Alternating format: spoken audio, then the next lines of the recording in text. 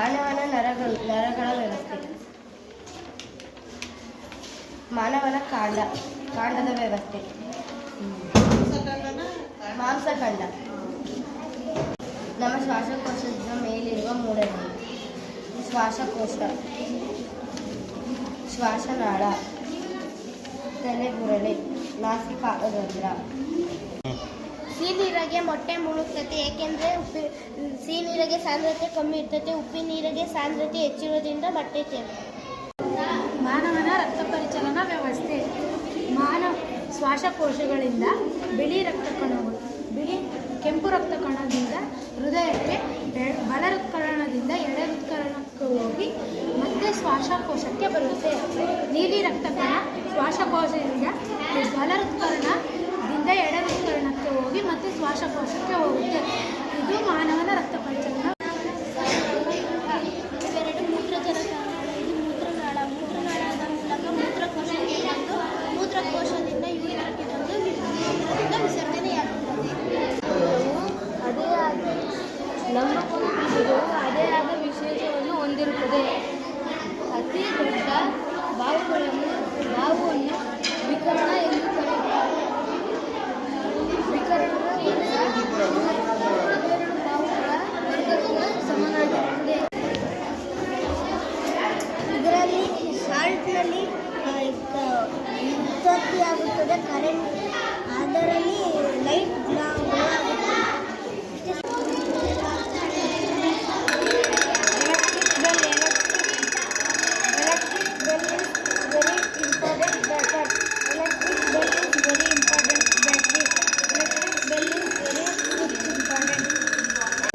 conductors, blade, coin, pencil, pin, iron nails, insulators, bangle, wood stick, plastic cap, eraser, sharpener.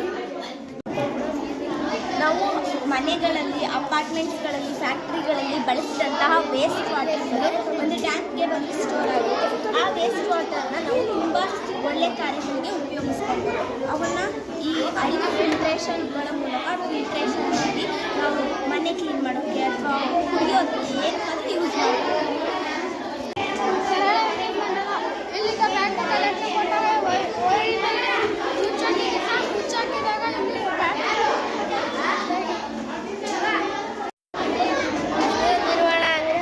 ಹಸಿ ಕಸ, ಒಣ ಕಸ, ಅಪಾಯಕಾರಿ ಕಸ.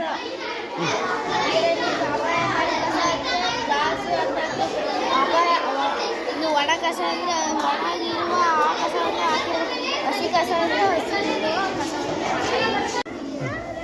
ಇಂದಿನ ದಿನಗಳಲ್ಲಿ ವಿದ್ಯುತ್ ಪೋಲಾಗುತ್ತಿದೆ. ವಿದ್ಯುತ್ ತಡೆಯಲು ಸೆನ್ಸರ್ನ ಮೂಲಕ ಕೋಣೆಯಲ್ಲಿ ಯಾರು ಇರದ ಸಮಯದಲ್ಲಿ ಲೈಟ್ಗಳು ಆಫ್ ಆಗುತ್ತವೆ ಹಾಗೂ ಕೋಣೆಯಲ್ಲಿ ಯಾರು ಬಂದಾಗ ಲೈಟ್ಗಳು ಆನ್ ಆಗುತ್ತವೆ. ವಿದ್ಯುತ್ ತಡೆಯಲು ಸೆನ್ಸರ್ ಮೂಲಕ ಉಪಯೋಗ ಮಾಡಬಹುದು. ಇದರಲ್ಲಿ 7 ಬಣ್ಣಗಳಿರ್ತವೆ. ಕೆಂಪು, ನೀಲಿ, ಹಸಿರು, ಹಳದಿ, ಕೇಸರಿ, ನೇರಳೆ, ಆಕಾಶ ನೀಲಿ. ಇವು 7 ಬಣ್ಣಗಳು ಸೇರಿ ತಿರುಗಿಸಿದಾಗ ಒಂದೇ ಬಣ್ಣವಾಗುತ್ತದೆ, ಬಿಳಿ ಬಣ್ಣ. ಇದು ಕೋನಗಳ ಮಾದರಿ. ಇದು ಶೂನ್ಯ ಕೋನ, ಇದು ಲಘು ಕೋನ, ಇದು ಲಂಬ ಕೋನ, ಇದು ವಿಶಾಲ ಕೋನ,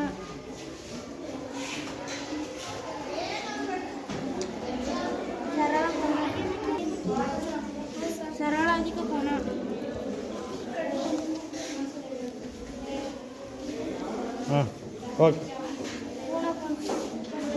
This is the ecosystem. 4 types of ecosystem: desert, grassland, forest, polar region. Polar region is very cold. Forest animals, insects, birds, so many. Grassland is very grasses, types of grasses.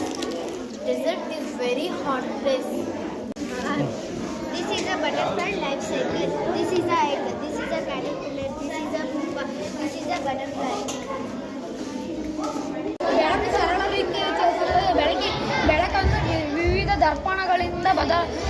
ದಿಕ್ಕು ಬದಲಾಯಿಸಬಹುದು. ಬೆಳಕು ಪೀನ ದರ್ಪಣದಿಂದ ಪೀನ ದರ್ಪಣ ಇದೆ ಅದು ಪಟ್ಟಕ. ದರ್ಪಣದಿಂದ ಹಾಯಿಸಿದಾಗ ಬೆಳಕು ಒಂದಾಗಿ ಮತ್ತು ಅಗಲವಾಗುತ್ತದೆ. ವಿದ್ಯುತ್ ಉತ್ಪಾದನೆಯಲ್ಲಿ ಜಲವಿದ್ಯುತ್ ಉತ್ಪಾದನೆಯು ಒಂದು. ಜಲವಿದ್ಯುತ್ ಉತ್ಪಾದನೆಯನ್ನು ಟರ್ಬೈನ್ ಮೂಲಕ ನೀರನ್ನು ಹಾಯಿಸಿ ಅಲ್ಲಿಂದ ಜನರೇಟರ್ಗೆ ಹೋಗಿ ಜನರೇಟರಿಂದ ವಿದ್ಯುತ್ ಉತ್ಪಾದನೆಯಾಗಿ ಗೃಹ ಅಥವಾ ಕಾರ್ಖಾನೆ ಎಲ್ಲ ವಸ್ತುಗಳಿಗೂ ವಿದ್ಯುತ್ ಉತ್ಪತ್ತಿಯಾಗುತ್ತದೆ.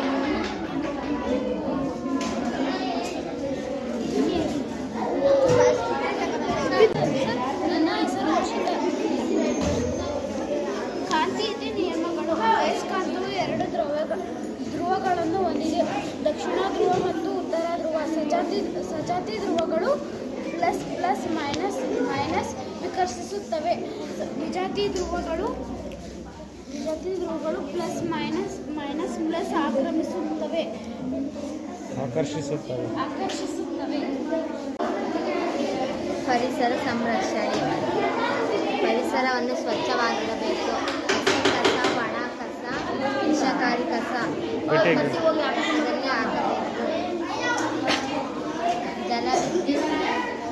ವಿದ್ಯುತ್ ಚಾಲಿತ ವಾಹನಗಳನ್ನು ಬಳಸಬೇಕು. ಪರಿಸರವನ್ನು ಸ್ವಚ್ಛವಾಗಿಡಬೇಕು. ಮೂಲಕ ವಿದ್ಯುತ್ತನ್ನು ಹರಿಯಲು ಬಿಡುವ ವಸ್ತುಗಳನ್ನು ವಾಹಕ ಎಂದು ಕರೆಯುತ್ತೇವೆ. ಉದಾಹರಣೆ ಕಬ್ಬಿಣ, ಅಲ್ಯೂಮಿನಿಯಂ, ನೀರು, ಸೀಸ ಮುಂತಾದ ವಸ್ತುಗಳನ್ನು ನೋಡಬಹುದು. ವಿದ್ಯುತ್ ವಾಹಕ ಬಿಡಲಾದ ವಸ್ತುಗಳನ್ನು ಅವಾಹಕ ಎಂದು ಕರೆಯುತ್ತೇವೆ. ಪ್ಲಾಸ್ಟಿಕ್, ಗಾಜು ಇತ್ಯಾದಿ. ಸೌರಮಂಡಲದಲ್ಲಿ 8 ಗ್ರಹಗಳಿವೆ. ಅದರಲ್ಲಿ ಭೂಮಿಯು 3ನೇ ಗ್ರಹವಾಗಿದೆ. ಭೂಮಿಗೆ 2 ರೀತಿಯ ಚಲನೆಗಳಿವೆ: ವಾರ್ಷಿಕ ಚಲನೆ ಮತ್ತು ದೈನಂದಿನ ಚಲನೆ.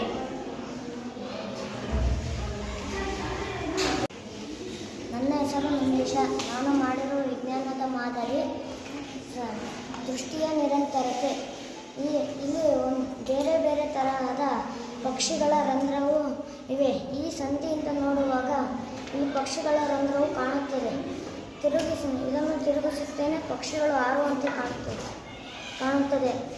ಇದರಲ್ಲಿ ನನ್ನ ಹೆಸರು ನಂದೀಶ. 1 ಸೆಕೆಂಡಿನ 10ನೇ ಒಂದು ಭಾಗದ 1 ಸೆಕೆಂಡಿನ